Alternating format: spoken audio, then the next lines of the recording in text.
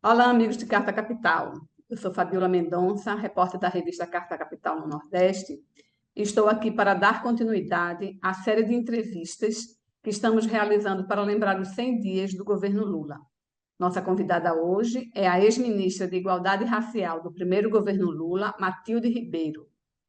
Professora da Universidade da Integração Internacional da Lusofonia Afro-Brasileira, a Unilab, com sede no Ceará, Matilde Ribeiro fez parte da equipe de transição do presidente Lula e vai nos ajudar a refletir sobre esses 100 dias do governo.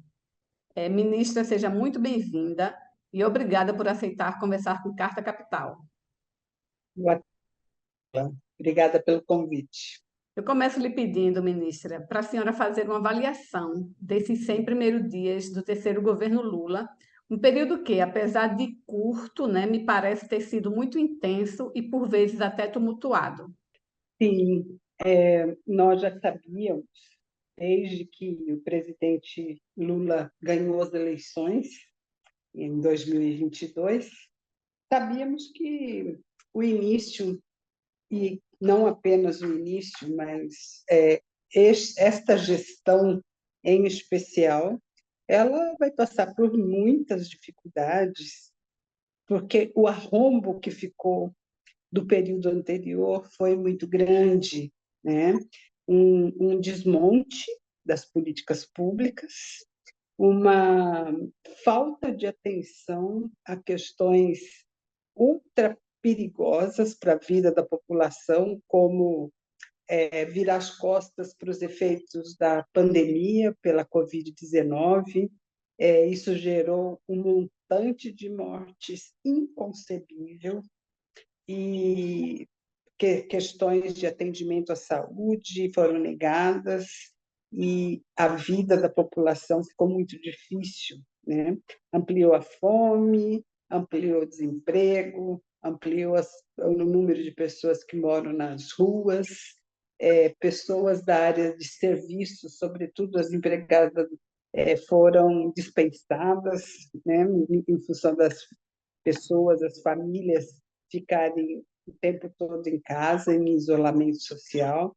Então, 2023 começou com muitos problemas do ponto de vista da garantia das políticas públicas e do acesso a direitos. E em 100 dias, né, considerando este quadro que eu acabei de exemplificar, em 100 dias seria impossível fazer, encaminhar políticas de maneira que fosse mais célere do que foi. Neste processo, dá para ver que foi retomado Minha Casa Minha Vida, o programa habitacional, foram tratadas as políticas públicas na área da educação, que tem aí muitos dilemas, como, por exemplo, a questão do ensino médio hoje, né? Mas, de qualquer maneira, as políticas estão sendo ajustadas e um tratamento mais humano, mais eficaz, que é papel da gestão pública federal fazer, estão em andamento. O trato com o legislativo, né, tem sido feito uma série de operações, de diálogos, considerando a importância que tem a relação mais fluente entre o legislativo e o executivo, as relações internacionais, né?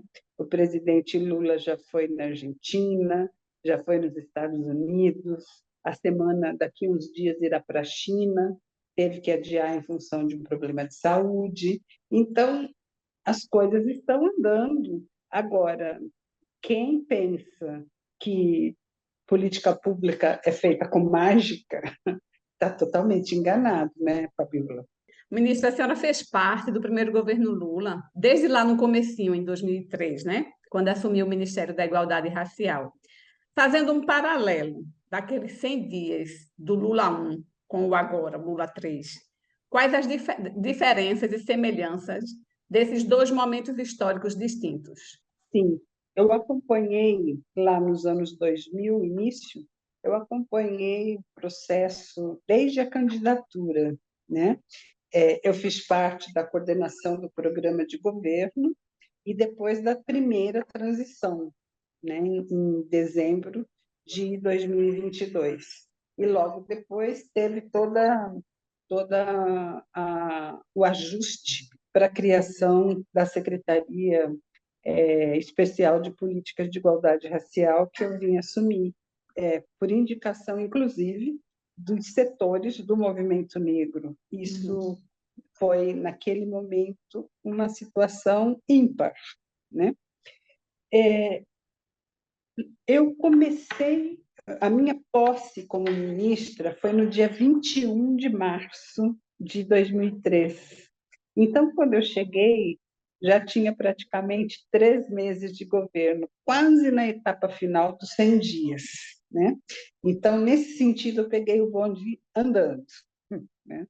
Mas o que eu posso destacar como uma percepção, e o que eu vivi depois de ter assumido, é que naquela primeira gestão não havia tanta expertise de gestão pública como tem hoje, né? Então, era tudo novo para o todo da gestão federal, desde para o presidente Lula, para os ministros e ministras e para os gestores nas mais variadas áreas. Então, era meio que um tatear, considerando que tinha uma bula a seguir, né? Tinha uma bússola a seguir, que foi o governo, né? E os ajustes feitos no período de transição. Mas o processo era assim, muitas vezes de espanto, porque os dados que nós encontrávamos na real eram muito diferentes dos dados que foram informados ou que nós tínhamos por estudos, né? E também eu me lembro que a denominação em relação ao que recebemos da gestão anterior do governo Fernando Henrique Cardoso, a denominação foi que era uma herança maldita, né? Nem sabíamos que a herança maldita viria agora, né? Comparando as duas situações.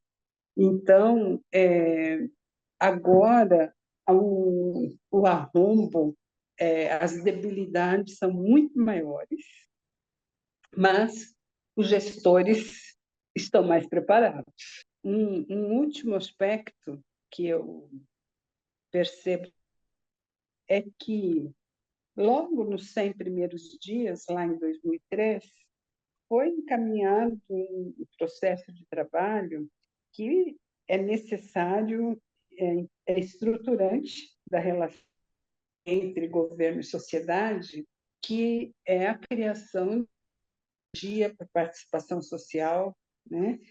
A criação dos conselhos ou recriação, o desenho para as conferências nacionais em todas as áreas de governo, o trabalho da Secretaria-Geral com os estados e municípios por meio de conferências.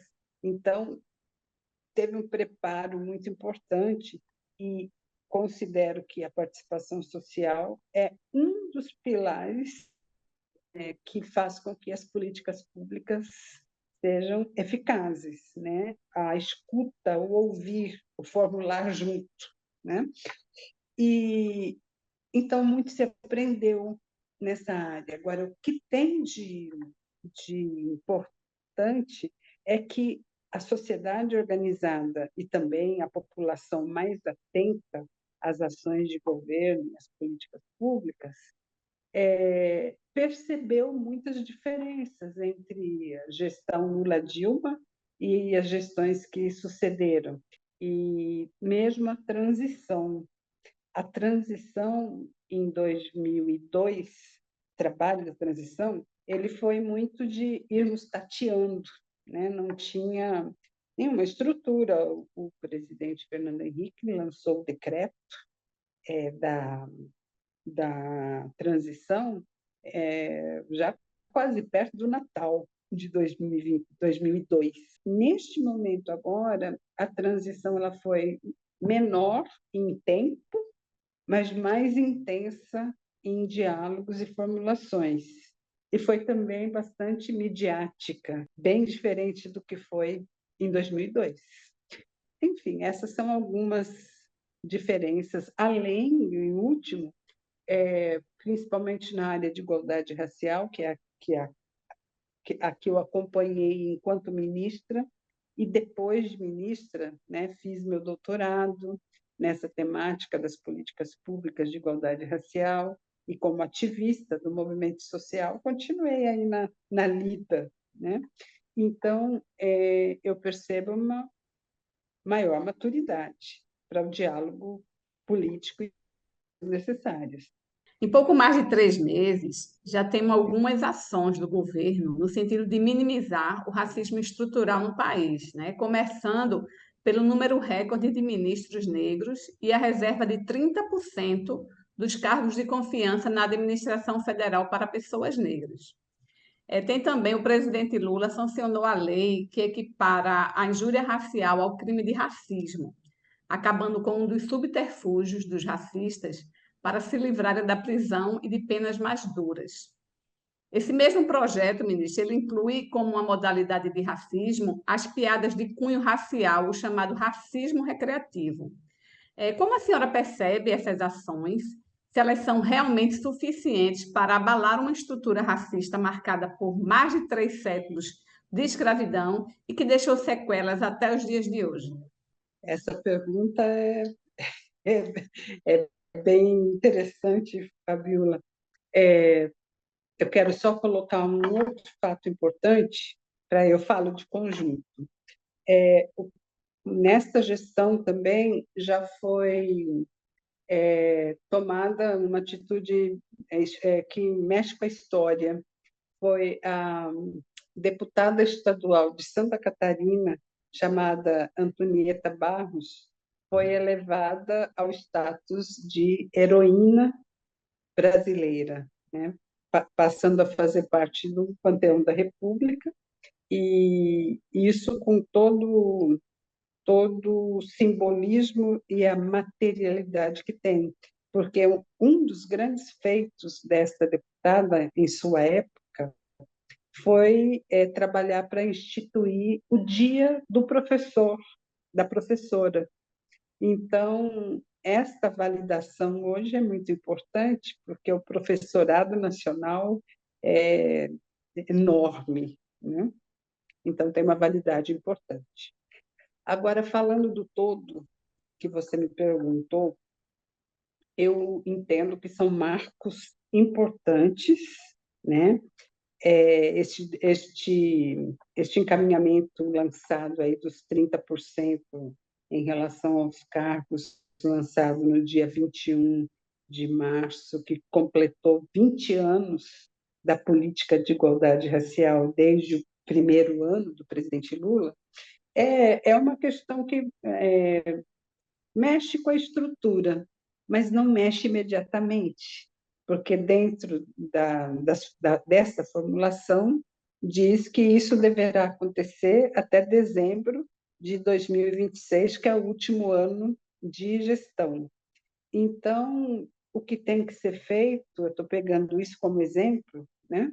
O que tem que ser feito é um planejamento muito detalhado, e, ao mesmo tempo, um monitoramento muito eficaz, porque mesmo em 4 anos não será fácil chegar a esses termos, e mais ainda, consta 30%, mas é um número aleatório, né? Poderia ser 20, assim como poderia ser 50, considerando que a população brasileira soma quase 60% do todo, né? Então, População negra, né? desculpe, a população negra, sim, foi um equívoco. Então, eu estou citando isso como exemplo para dizer que é possível inovar, é possível e necessário inovar em relação ao que já havia sido feito nas gestões anteriores, mas é também necessário retomar quase o conjunto das políticas, né? Vou citar mais um exemplo. Quando eu fui ministra, a minha prioridade zero era o trato das políticas de quilombos no país, né? Naquele momento lá atrás, o que restou para essa situação atual foi o decreto 4887 de 2003, que ordena as políticas de quilombos, estabelecendo os papéis entre os vários órgãos de governo, que muitos mudaram, né? E a própria CEPIR, hoje, antes era uma secretaria, hoje é um ministério, né? E também o programa Brasil Quilombola, que são as diretrizes, as normativas também para o andamento da política. E depois disso já teve o estabelecimento das diretrizes da educação escolar quilombola e tantas outras situações de andamento das políticas. A Fundação Cultural Palmares, que é um órgão vinculado ao Ministério da Cultura, foi amaldiçoado e sucateado, né?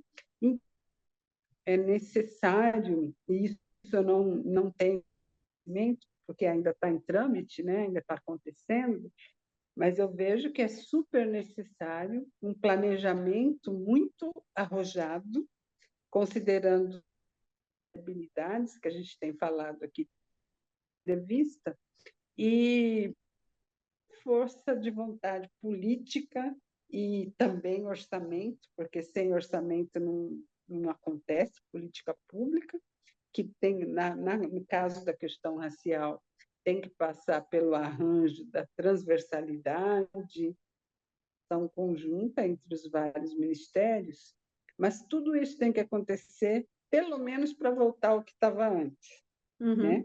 Sabendo que tem que inovar. O jogo é difícil. A gente vê que, por enquanto, está tudo ainda no plano meio que simbólico, né? Faltam ações para colocar em prática, de fato, projetos, políticas públicas que combatam, né, esse racismo estrutural que a gente tem.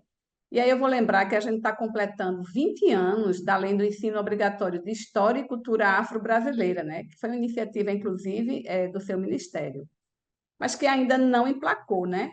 O que faltou para que a disciplina passasse a fazer parte, né, da grade curricular das escolas?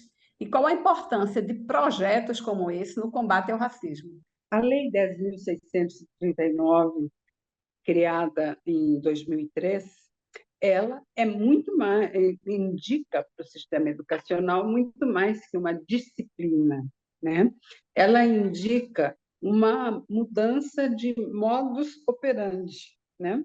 Que tem a ver também com a Lei 11.645, que é de 2008, que indica a mesma necessidade de recuperação da história e cultura do povo indígena no nosso país, aliás, dos povos indígenas. E isso requer capacitação dos professores, revisão de livro didático, ação com a comunidade escolar, com as famílias que estão por trás da quantidade de alunos, ela envolve o Brasil, né? As leis envolvem o Brasil. E foram 20 anos, o número, o resultado pode ser considerado pequeno, mas eu acredito que nenhuma lei é colocada em prática de maneira a suplantar rapidamente as dificuldades. O Brasil é muito racista, né?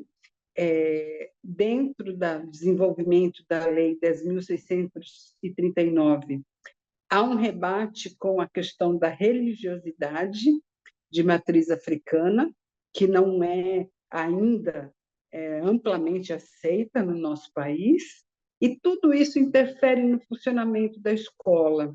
Então, eu entendo que nós temos que continuar firmes, persistentes, para que cada vez mais amplie esta condição de ampliação de escala, né? De atendimento de maneira mais e mais abrangente, não só dentro da escola, essa questão ser consolidada, como também no conjunto da sociedade. E aí, para finalizar, eu queria fazer um paralelo, né? Por exemplo, o Sistema Único de Saúde brasileiro, o SUS, ele tem bem mais de 30 anos, né? E até hoje ainda requer de fortalecimento, ampliação, atendimento ao todo da população de maneira mais adequada. Com isso, eu quero dizer o seguinte: eu não sei te dizer qual seria o momento final para a gente falar está implantado, né? Porque ele já vem, as duas leis já vêm sendo implantadas desde que elas passaram a existir. E do ponto de vista do olhar da sociedade civil, né? Hoje eu me encontro neste papel como professora universitária aqui na Unilab, também como cidadã, o olhar da sociedade civil tem que ser cada vez mais e mais atento. O próprio presidente Lula, nos momentos aí da posse, dos discursos e os pronunciamentos iniciais, ele disse que nosso papel enquanto brasileiros e brasileiras é cobrar do governo ação efetiva, né? Então, essa forma que o presidente Lula tratou para alertar os brasileiros que é importante ter mais e mais participação na relação entre sociedade e governo, ela aplica-se em todas as áreas e, sobretudo, nessa que a gente está falando, porque mexe com costumes, mexe com crenças, mexe com estruturas, né? E é preciso, sim, acelerar mais e mais para responder a uma necessidade histórica. E essas duas leis são muito importantes e têm que ser revigoradas na sua ação. Ainda no campo de políticas públicas, ministra, eu queria falar sobre o genocídio, né, da juventude negra nas periferias das grandes cidades. O ministro Silvio Almeida sugeriu a descriminalização do porte de pequenas quantidades de droga, acabar com a política da guerra às drogas, né, bem entre aspas. A senhora acha que o presidente Lula está disposto a levar esse debate para o parlamento e enfrentar uma extrema-direita barulhenta no Congresso Nacional? Pois é, a extrema-direita ela está cada vez mais atenta aos nossos passos e a forma como tem tratado com a existência e a construção de uma gestão democrática e popular tem sido vexatória, haja visto o que aconteceu em 8 de janeiro, né? Um ataque à democracia, um quebra-quebra de bens nacionais, né? De símbolos nacionais que nos dá a condição de nação, né? Então, nós não podemos pestanejar diante da extrema-direita. E, em relação ao genocídio e à violência cotidiana, né, contra os pobres, contra, sobretudo, os jovens negros que são mortos diante da chamada bala perdida, né? Eu costumo discutir que não tem bala perdida, tem bala muito achada, porque ela sempre acha um corpo negro para se instalar, né? Então, vamos mudar de justificativa, né?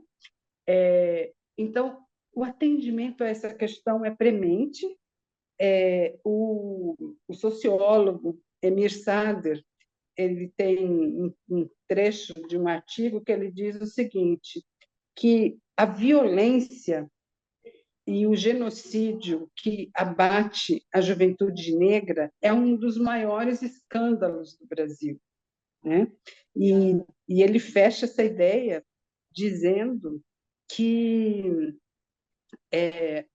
a gestão pública, a gestão federal, junto com as outras unidades da federação, tem que muito urgentemente mexer no seu corpo de segurança, né?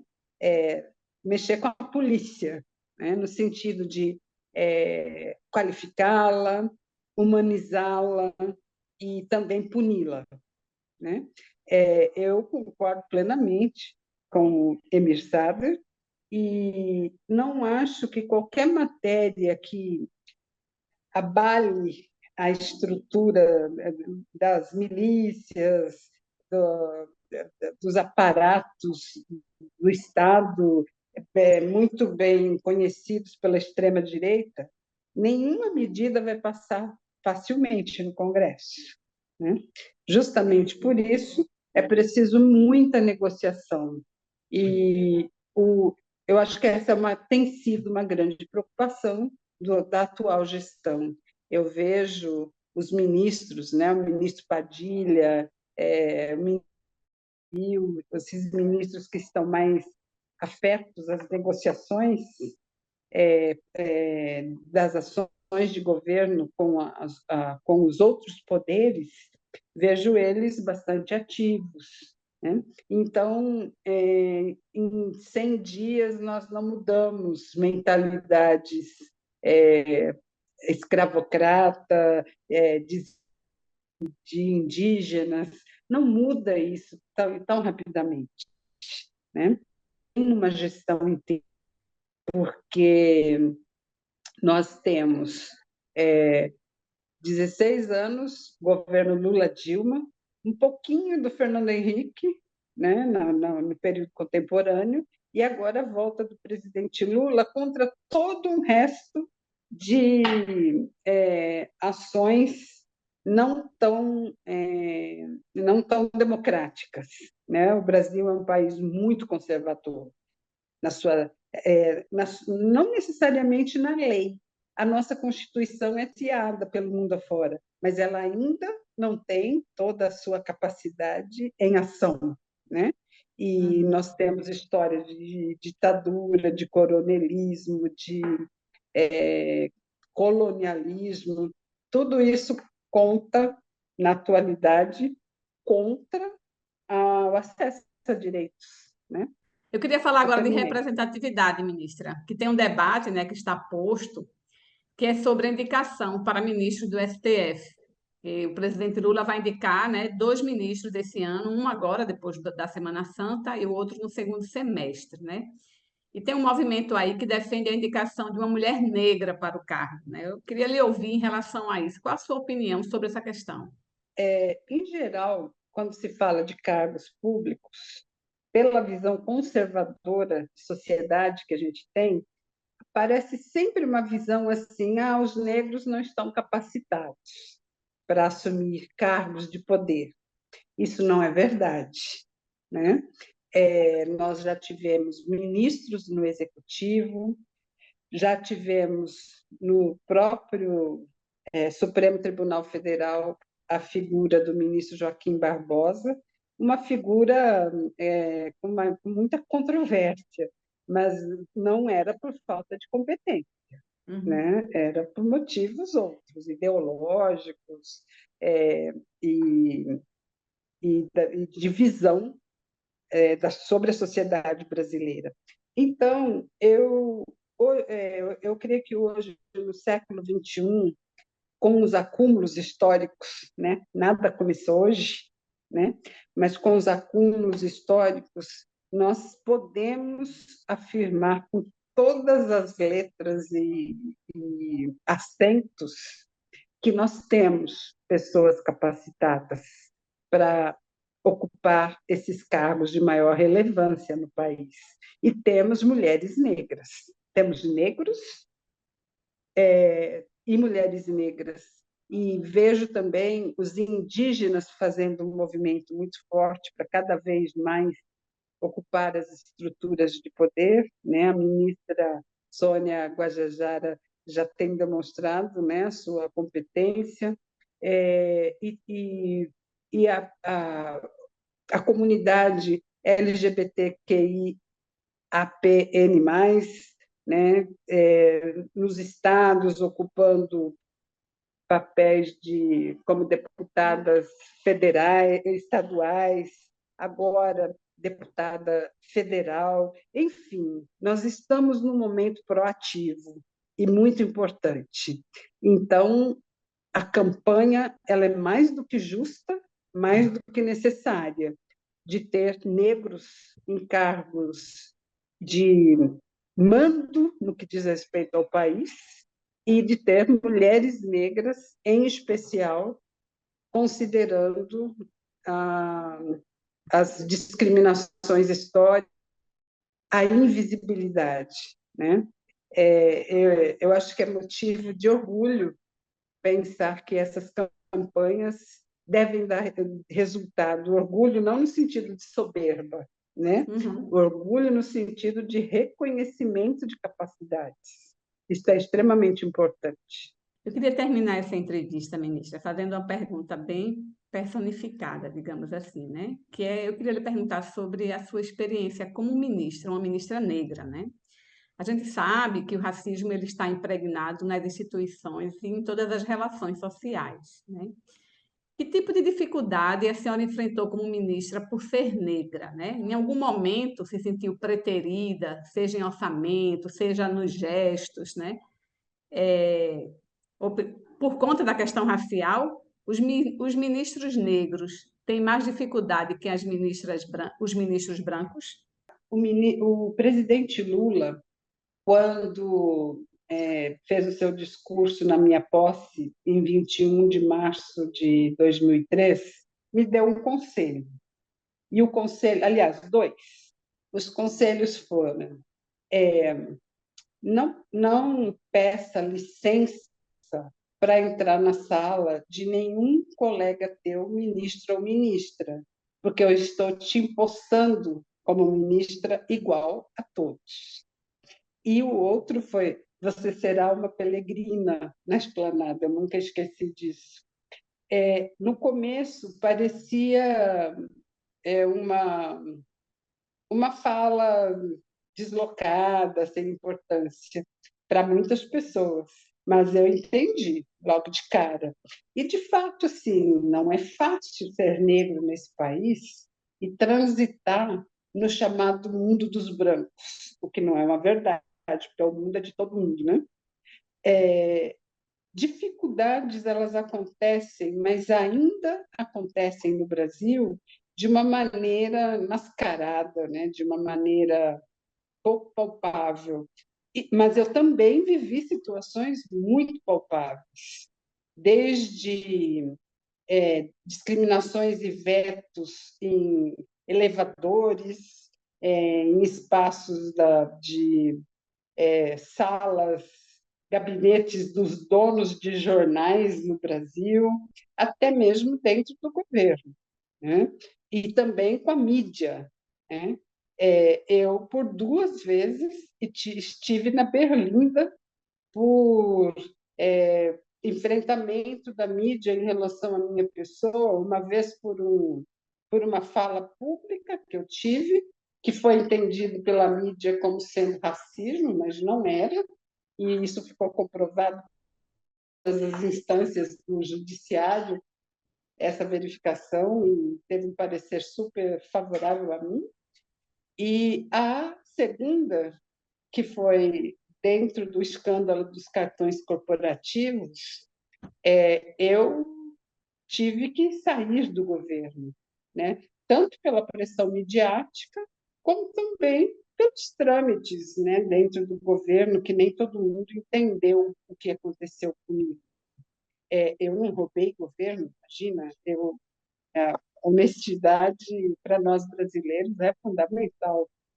E tanto não roubei que eu continuo sendo uma trabalhadora diuturnamente como professora, ando de ônibus, pouco viajo, porque não tenho dinheiro para isso. Então, assim, minha vida não mudou em nada financeiramente pelo fato de ter sido ministra. Mas, na minha estrutura como pessoa, como ativista, como estudiosa, a minha estrutura de vida mudou completamente. Hoje eu sou uma pessoa muito mais informada, né? Muito mais sabedora dos trâmites em relação às ações governamentais, do legislativo, do judiciário, a relação com a sociedade. E, acima de tudo, eu considero que eu fiquei bem mais humana, no sentido de entender as necessidades da população brasileira. Eu trabalhei com quilombos como prioridade e continuo junto deles até hoje, como ativista, porque foi um aprendizado ímpar, né? Um aprendizado que o Brasil não tem, porque o Brasil ainda nega a existência de quilombos. E a luta das comunidades quilombolas para a sobrevivência, desde a época da escravidão até os dias de hoje, é ininterrupta e é muito necessária para o Brasil, como também a luta dos povos indígenas, que passa pela terra e pelo respeito à natureza e às pessoas que vivem nesse mundo, começando por eles, pelos quilombolas e os indígenas, e vendo a sociedade como um todo. Eu sou uma pessoa muito melhor hoje do que era, já era boa. Ministra, para finalizar, eu queria que a senhora falasse um pouco, fizesse um balanço desses 10 anos de cota, né, nas universidades públicas, que completou o ano passado, no segundo semestre do ano passado, e a gente viu, né, que a cota realmente traz resultados e diminui a desigualdade social no país. Eu queria que a senhora falasse um pouco sobre isso. Hoje eu sou uma professora universitária. A Unilab é uma universidade diferenciada, ela é federal, e ela tem por missão a interiorização e a internacionalização, uma vez que recebe de países de língua portuguesa, de língua oficial portuguesa, estudantes com bastante foco na África, considerando Angola, Cabo Verde, Guiné-Bissau, Moçambique, e são a Unilab, ela também, assim como a lei de cotas, e muda a fotografia, né? A Unilab pode e deve ser considerada uma universidade negra. Em relação às cotas especificamente, mudou a fotografia das instituições. Isso significa que tem muito mais negros e negras dentro das instituições de ensino federal. E eu parto do princípio que em time que está ganhando não se mexe, né?